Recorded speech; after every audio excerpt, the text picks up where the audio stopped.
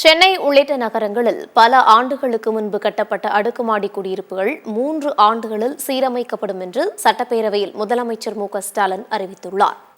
தமிழக சட்டப்பேரவையில் 110 விதியின் கீழ் புதிய அறிவிப்புகளை முதலமைச்சர் மு.க.ஸ்டாலின் வெளியிட்டார்.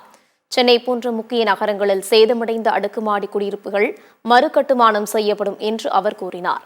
79,094 அடுக்குமாடி குடியிருப்புகள், 89,429 தனி வீடுகளுக்கான கட்டுமான பணிகள் பல்வேறு நிலைகளில் நடைபெற்று வருவதாக குறிப்பிட்டார்.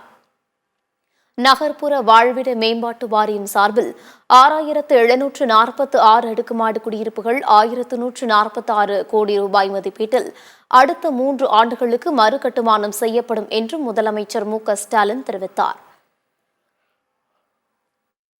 கடந்த 3 ஆண்டுகளில் மட்டும் இதுவரை 29,439 அடுக்குமாடி குடியிருப்புகளும் 1,70,70,462 தனி வீடுகளும் கட்டி முடிக்கப்பட்டுள்ளன.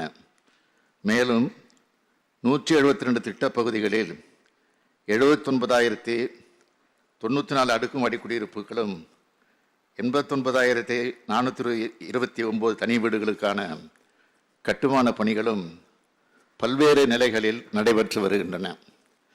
இந்த திட்ட பணிகளுக்காக 6,685 கோடி ரூபாய் செலவிடப்பட்டுள்ளது.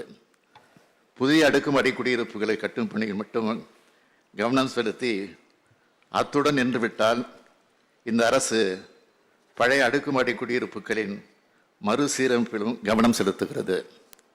சென்னை மற்றும் இதர நகரங்களில் தமிழ்நாடு நகர்ப்புற வாழ்விட மேம்பாட்டு வாரியத்தால் பல ஆண்டுகளுக்கு முன் கட்டப்பட்ட அடுக்குமாடி குடியிருப்புகளில் சில நீண்டகால பயன்பாடு மற்றும் தட்பவெப்பநிலை காரணமாக சிதலமடைந்துள்ளன.